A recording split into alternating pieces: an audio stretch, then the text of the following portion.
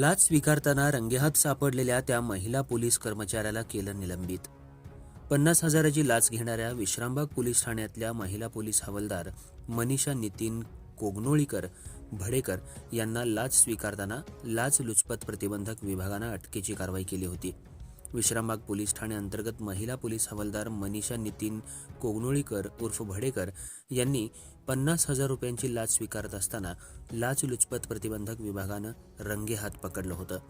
भ्रष्टाचार प्रतिबंध अधिनियम 1988चं कलम 7 प्रमाणे त्यांच्यावर या बाबतीत गुन्हा नोंद झाला होता. या गैरवर्तनाबाबत पोलीस अधीक्षक सांगली यांनी त्यांना दिनांक 18 डिसेंबर 2024 रोजी शासकीय सेवेतून निलंबित केलं आहे. महिला पोलीस कर्मचाऱ्यावर झालेल्या कारवाईनं पोलीस दलात खळबळ उडाली आहे.